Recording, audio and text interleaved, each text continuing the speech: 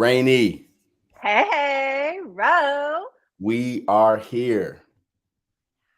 It's We are amazing. here. How you feeling this morning? You feeling good? Good. Yeah, really good. I'm stoked for this weekend because I'm finally taking some time off from some projects to just like focus on my own artwork. And Yes, if you work as a freelancer, you know that that is like creme de la creme of the way to spend your weekend. for sure, for sure, for Yeah. sure. Well, hello everybody. Welcome to the Submarine Treehouse. Was good? Was good? Good Was morning, Armand. welcome to the Rainy and Rose Show. This is our inaugural episode. So we Yeah. are super excited to be here and talking about creativity and life and just all the things that comes with being a creative. Yeah. And so, as I said, my name is Ro. I'm a writer. I'm a husband. I'm a father. I have 4 boys. I live in Atlanta, Georgia. I write poetry, screenplays, novels, like you name it, I probably write it. And so that's just a little bit of who I am. And my co-host, my partner in crime is Raney. I'm Kayla Raney. I am a professional freelance artist based out of Orlando, Florida. I am also a wife and mother to 3 fur children, not real children. True, that counts. Yeah.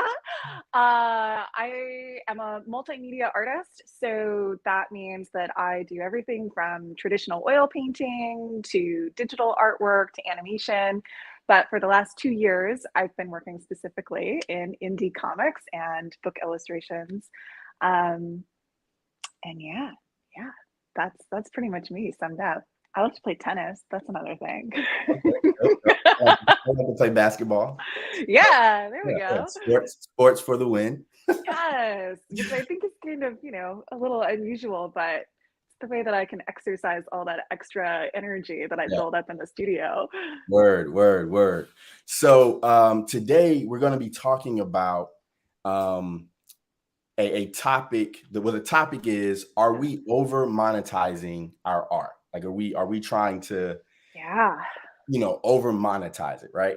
But before we get into that, um, I just want to talk about our weeks, right? So, Rainey, how was your week this week? Just creatively, business wise, whatever. Yeah, it was good. So this was a pretty typical end of the month week for me. I tend to run pretty full force towards deadlines at the end of the month. Yeah. I have a lot of projects that are coming to a head in June, including ours.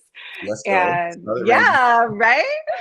And I've got about 3 other full comics that I'm working on right now. So it's a lot of panel work and interior work. I did mostly work for actually a traditionally publishing novel this week. Lots of like character design, and Nice. it was a good one. And I was in like cyberpunk world because I'm working on a really great animation series with a musician that's like all Okay. cyberpunk animation. Yeah. So I got to spend like 10 hours doing deep dive research on how to mechanically engineer like spacecraft. It was fucking awesome. That's Oh, great. can I curse on? I don't know. Yeah, go ahead. Do what you do. Okay. I mean, it's How your was show you? How too. was yours? Oh, my week was good. It was different this week. Yeah. Sometimes, I have like a routine that I get into where I'm Mm. writing, certain times of the day, and then I'm doing certain things. But when you have kids, sometimes those routines just get shifted. So there were a lot of little things that happened this week that just sort of threw me off, and so I didn't do as much writing as I wanted to do. But I started thinking about and outlining a few different projects that's sort of been rolling around my brain. So I've been doing that. But overall, it was a good week. It was a busy week. It was there was a lot happening outside of creative life. We was in the dentist like twice last week with my Cool. kids. It was just a lot of stuff that was Yeah. happening. So, but it was a good week. It was a good week, and I'm excited to get back to my routine this next week coming up. So Awesome. Awesome. So yes. So now on to our topic. You ready to talk about this topic? I am. I mean, okay, so I guess we should give a little context. This sort of came about because you and I spend, I don't even know how many hours of non-productivity during the week, just voice messaging each other back and They're forth. productive though. They are productive conversations. Yes, they're really good. They're very stimulating. They get my brain working in ways that are different from my normal like studio process. So I love it. I just sometimes I find myself like, oh, I should have done about 10 other things while I was voice messaging Ro. Right. But we had this conversation earlier this week and it's kind of snowballed into our Yes. first episode. Yes. Yeah. Yes. So I was on YouTube, not YouTube. I'm sorry. I was on Instagram, and I kept getting like these notifications. Mm-hmm. And the notifications, it was like for like a subscription to like Instagram accounts. And so I didn't know what it was. Yeah. But I kept seeing them, and I was like, I don't know what this is. I'm not going to worry about it. And then I saw somebody say, "Oh, you can like do paid content on Instagram." Ooh, all right. And when I saw it, my first thought was, "Oh, I got to use this. Like, how do I use this?" Now, full disclosure, I have a Patreon, right, where I have Mm-hmm. a certain number of subscribers or patrons, and they give me money every month, and I write, and they support me. And so when I saw that on Instagram, every penny, right. I'm like, I can do this too on Instagram. I'm like, how can I? I'm like sort of playing with that. And then I just started thinking like, but why do I have to do this? You know what I'm saying? And I think that's when the question popped up, like, are we over monetizing our art? Like every single time there's a moment to make money off of our art, should we be trying to take advantage of that? Right. What do you think? Well, I think it's a tough question, right? Because as somebody who makes my living exclusively from selling my artwork, selling my services, the businesswoman in me wants to say, yes, like monetize at every chance that you can. Right. Any opportunity to network, any opportunity to grow your streams of revenue as an independent creator are so important because, this is cutthroat, right? It is really, really hard to make a sustainable living as a professional creator, especially in the United States. And the artist in me really struggles with that because I believe, as part of my sort of ethical code as an artist, that I have a responsibility to make art accessible to people. Like I really, it's one of the reasons that I got into comics in the first place. I come from a fine art background. I was working in galleries, and I was showing fine art oil paintings. And after doing that for so many years, when I was first introduced to the idea of doing comics, the idea that you could buy my work for $10 at a local comic shop or on a Kickstarter where you could kind of just throw whatever you had in your pocket at it was so important to me that kind of created this epiphany of the elitism of fine art is not so much repeated in indie comics, in indie creation. It's something that is meant to be consumed by lots of people affordably. So when you bring up this idea of monetizing your content, like I just imagine if I were to suddenly charge people just to look at my Instagram, it doesn't sit right with me. It's kind of disturbing in that way of like, I have this value system in place that is directly linked to affordability, accessibility. Everybody deserves to be able to look at and consume art and creative content. So, but as a business person and as somebody who makes my living, where's the line, right? How do you delineate between when is the time to monetize and how much of your content can you give away and keep accessible? What do you think? Because I imagine as a writer, that's probably a little different than my experiences as an artist, right? Yeah, I mean, I think that is very similar though, right? Like I don't even know if there's a right answer, right? Like I don't look at the people who are monetizing on Instagram and saying, oh, Right. you shouldn't be doing that. I Right. just think for me, it was like, okay, I have a Patreon, and I just recognized in myself that I was like, Yeah. oh, I can use Instagram too. Oh, and how can I use Substack? And how can I Right. monetize Right. in all these places? But it's like, Right. do I really want to monetize in all these places? Right.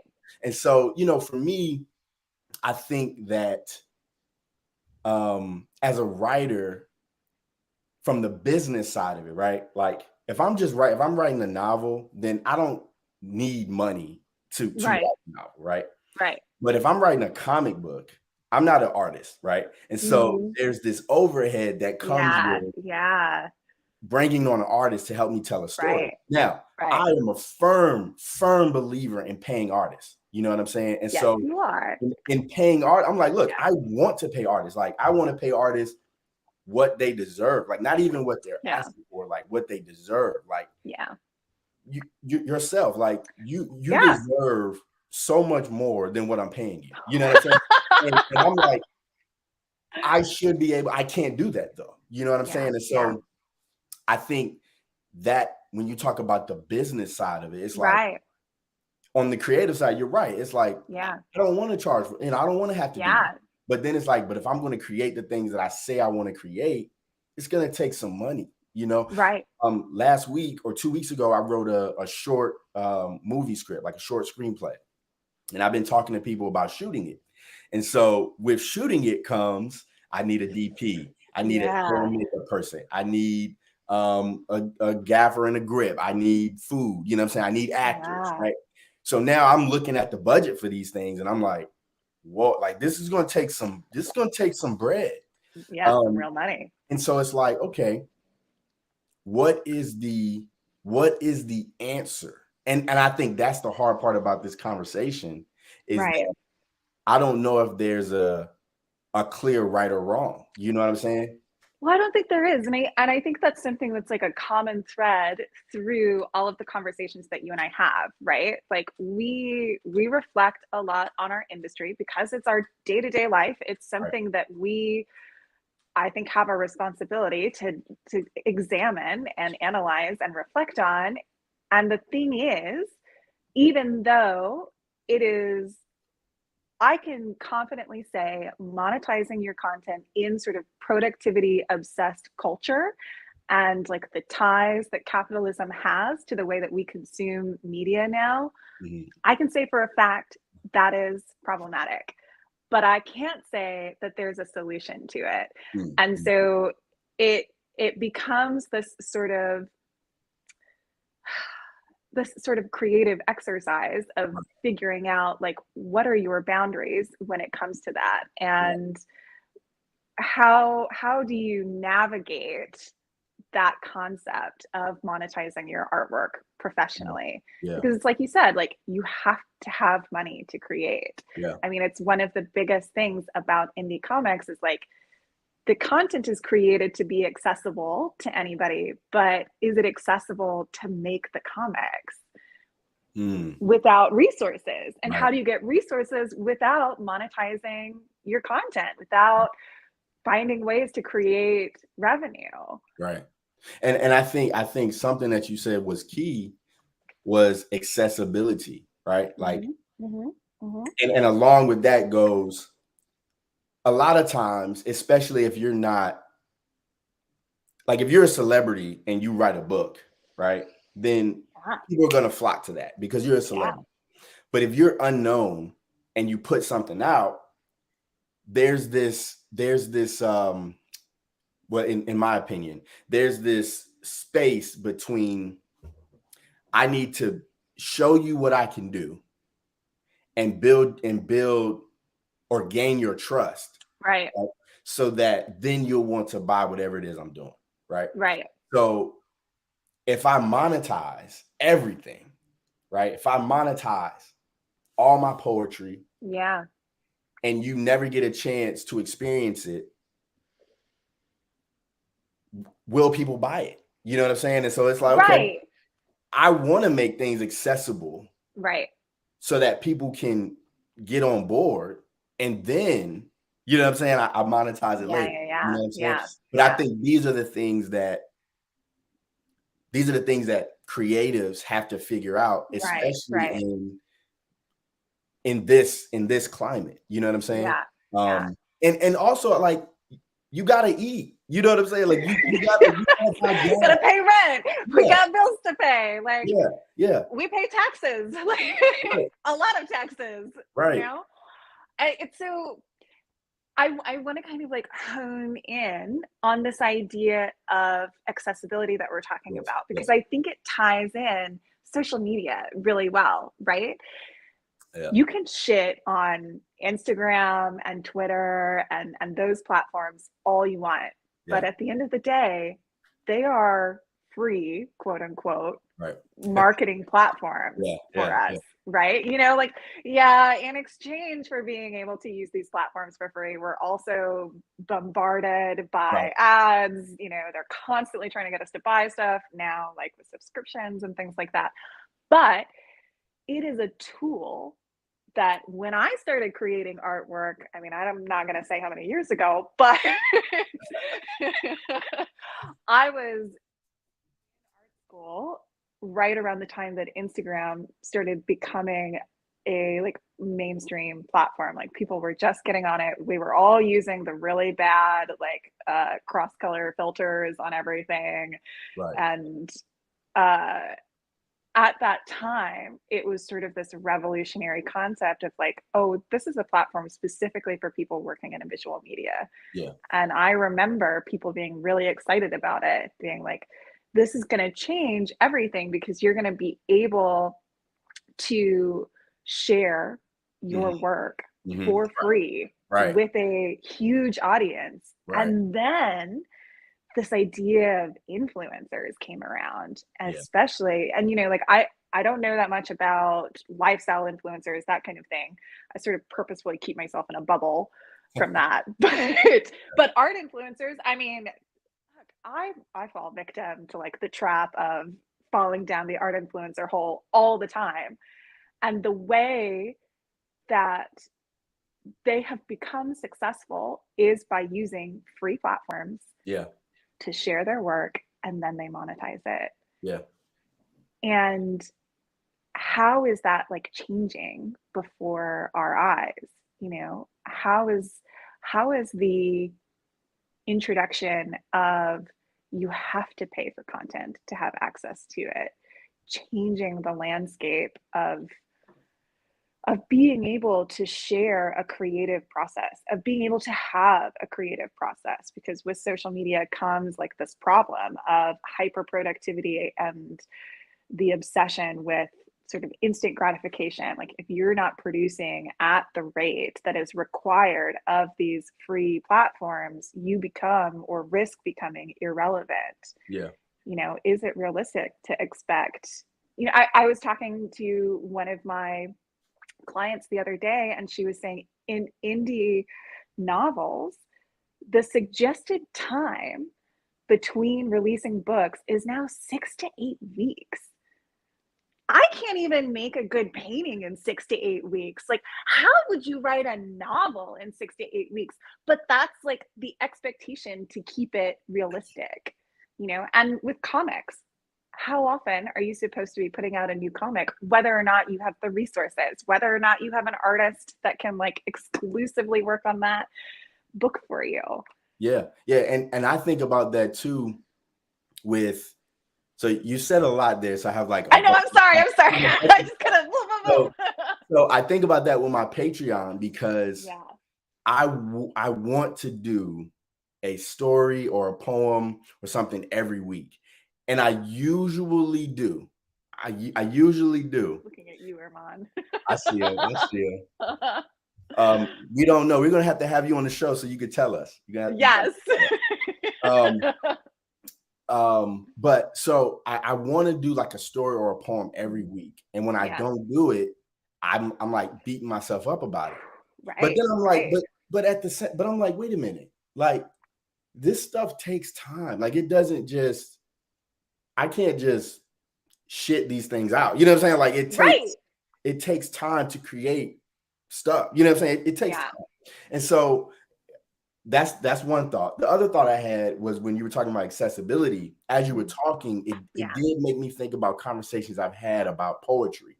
Yeah. In poetry, so we've seen a lot of poets come through Instagram because now you can just take your writing, boom, like you said, you got it right there.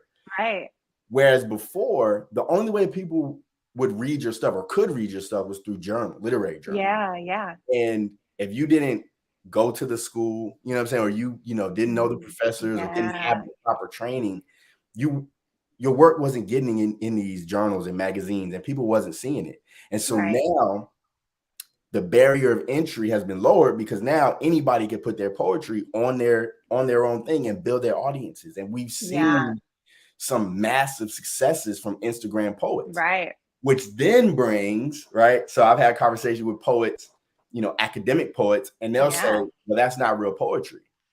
They'll say Instagram is like, why is it not real poetry? Yeah. You know what I'm saying? Just because it doesn't fit your box or the standards that poetry has usually been put in, right?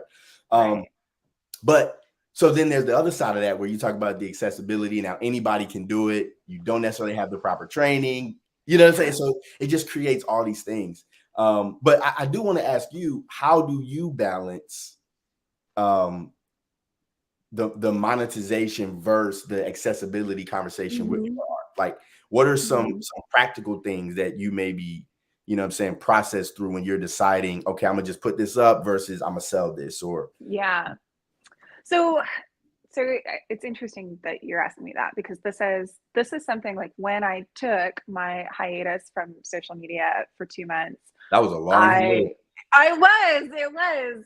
And I think, like I said on Submarine Treehouse's stream, it was originally only supposed to be a month, and it turned into 2, because I realized during that time that this was something important to me.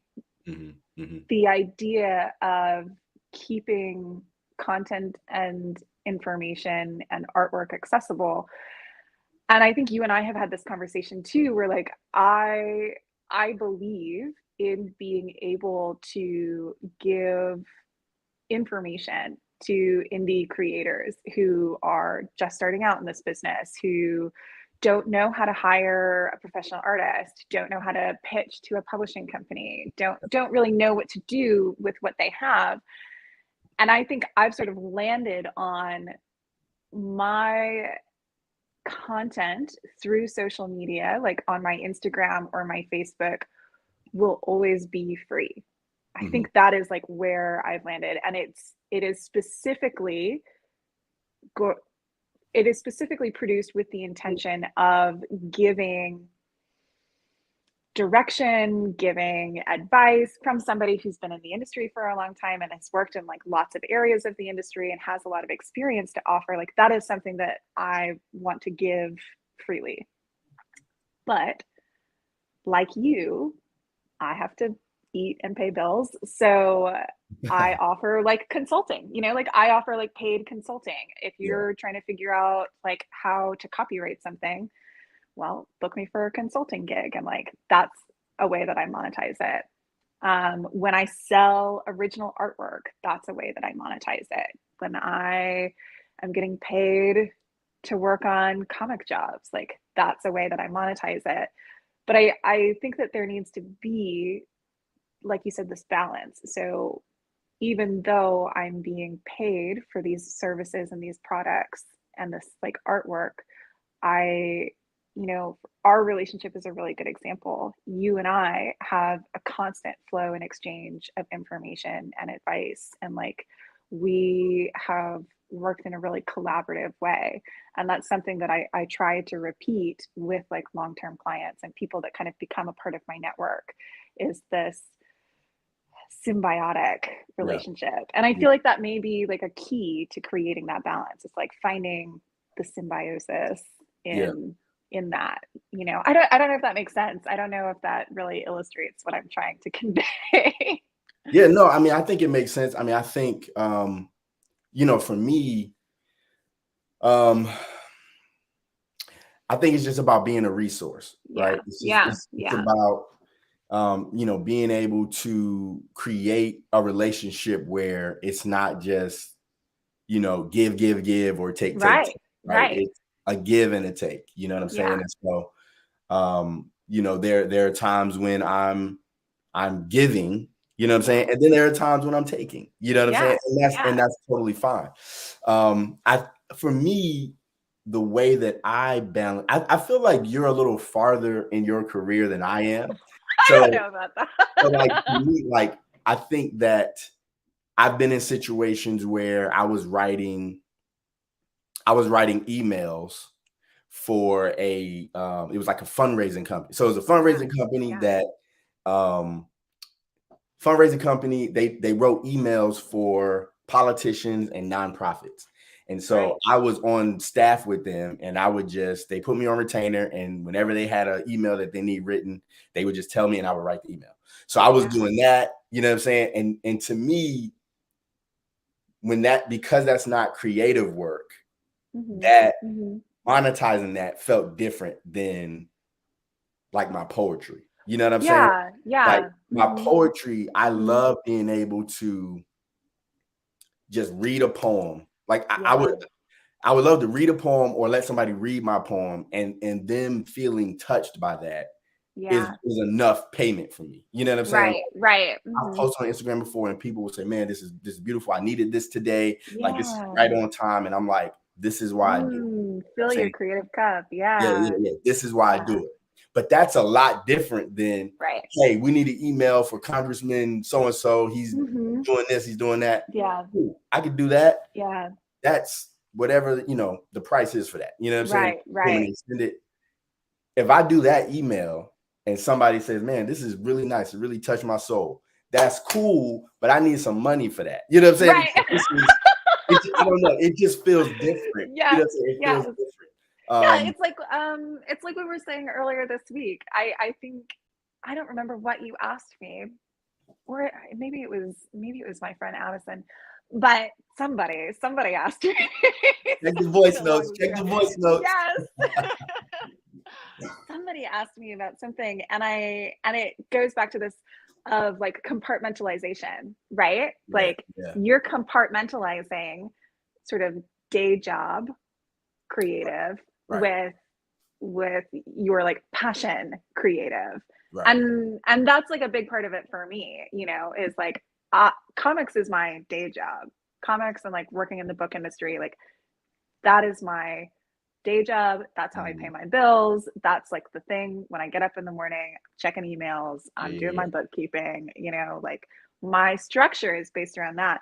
But what I'm passionate about is painting, character Yeah, design, yeah, taking on collaborative projects, educational content, like reading, yeah, going down the book talk like rabbit hole, right, like right. those are the things that fulfill me creatively, Yeah, and finding the balance between those two isn't always so easy, but you find a way to like make it happen, right? yeah, for sure, for sure. Yeah. Um, yeah, and I mean, like I said earlier, I don't think that there is, a right answer to this. I don't think that there's like any one way that an artist should or shouldn't go about this. Mhm. Mhm. I think like you use the word values. You used the word Yeah. values earlier, and I Yeah. think that really is what it comes down to. Like, what is it that you're deciding? Like, this is. So Jay-Z has a line in one of his songs where he says, "You know the price of everything, but the value of nothing." Ah, I love that. Yes. And I'm like, oh my goodness, like that is Yeah. giving me chills thinking about that. And so it's like, what is it that you as an artist, what are you Right. going to value? Like Yeah. even outside of like, what are you going to charge for this? Or what are you going to charge for that painting, Yeah. that piece, that poem, or this book or that? But at the end of the day, what do you value? You know what I'm Right. saying? And then based on what you Mhm. value, Mhm. that's where you begin to make those decisions from. You know what Yeah. I'm saying? Yeah. And Uh, what I'm thinking about that is because like this is have you ever read any of Lisa Congdon's books? She wrote like Art Incorporated. Raise Your Voice. I've heard of that book, but I've never read it. Okay, so she's like a self-made, like extremely successful artist and designer, and I really enjoy her work because she sets out these kind of like step-by-step guides how to like set up and have a like thriving creative business. And in one of her books, in I think Art Incorporated, she presents the question of when you're setting up how you're going to practice your creative business and your creative career, the first thing you should do is write down what are your like values? What are you willing to do to be a professional? Yeah. And that was something that I didn't really understand until I started freelancing. And, you know, there's this kind of desperation at the beginning of your freelance career, right? Where you're like, I'll take anything. I'll Yeah. do anything Yeah. just because like I need to like pay my bills, I need exposure, I need networking, like I need to build that foundation. So you take whatever comes your way. And eventually you get to say, okay, you get presented with like a project where you're like, I don't know if this aligns Right. with what I want to do and what I believe Right. as an artist or as a person, but like the money is really good. Yeah. And it's like a pivotal moment. You have to decide, am I going to compromise or am I going to like set my standard for working with somebody at this level? Right.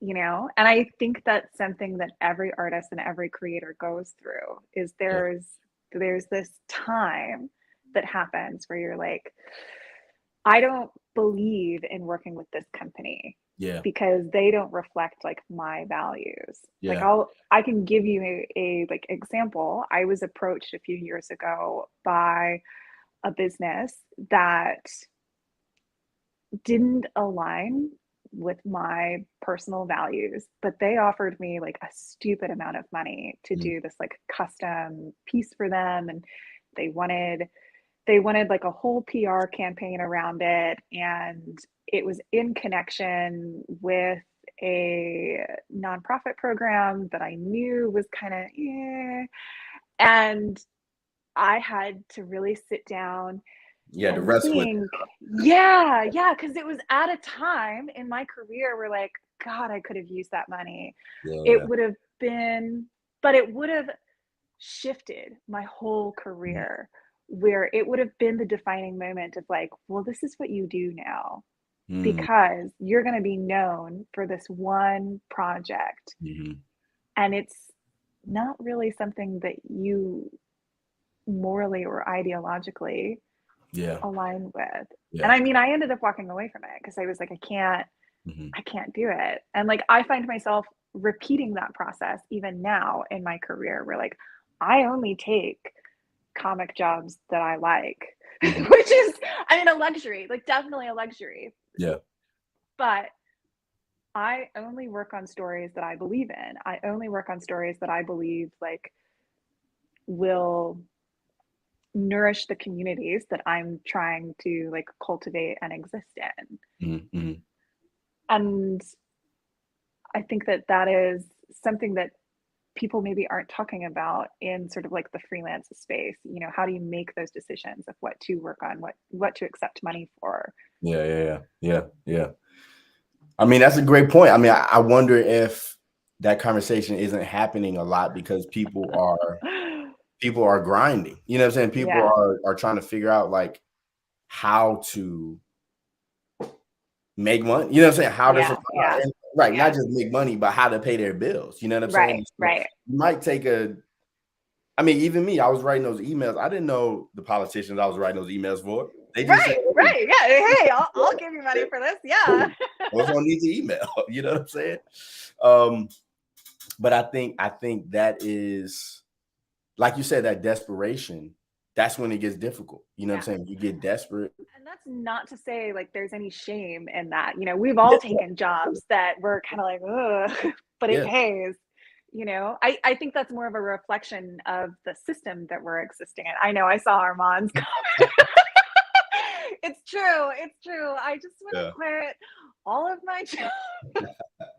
Hey, quitting comics and keep going your back eyes to being a peeled. Keep your smoothie. eyes peeled. Oh man. But were you saying something? No, not Oh, really. I think okay. I was just pontificating on the points that I Cool, was cool. saying. Well, yeah, I mean, I think that we can go ahead and start wrapping this up unless you have something Yeah. else that you would like to No, add to it. I think we're like almost at time. Yeah. Unless anybody in here has questions or comments or thoughts. I see my dear mother people have made an appearance. Hello, dear mother Hello, fans. hello. I love you. I know it's probably a very strange hour where you guys are, so I appreciate you popping in. Awesome. Well, yeah, we're gonna go ahead and get out of here. We're gonna do this weekly or bi-weekly. We're not. Yeah, we'll see how it goes. I mean, we're still playing with the Yeah. format of this. We'll kind of touch base with you guys, Yeah. see what your thoughts are. There's more to come. There's Yeah, definitely we'll more to let you come. know, like, another when we do this again, like what day and time it'll Yeah. be. I really like daytime, morning type of thing. And so Mm-hmm. that's why I said Saturday morning. But I did recognize that this might be a little bit of a risk, but we'll see what happens. Yeah. If I had And it my way, I'd be doing this at 2:00 in the morning. So we can't do it my way. no, we can't do it your way. But no, this was great. It's good to see everybody.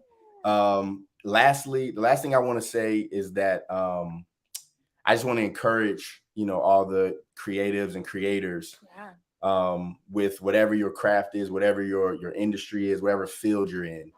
I just want to encourage you and just say, keep going. You know what I'm saying? Keep going. It's tough. It's not easy, but I just believe that anything worth doing is not going to be easy. It's not going to be simple, and it's going to take time. So keep Maybe going, next keep pushing. week we'll talk about how we got to where we are now.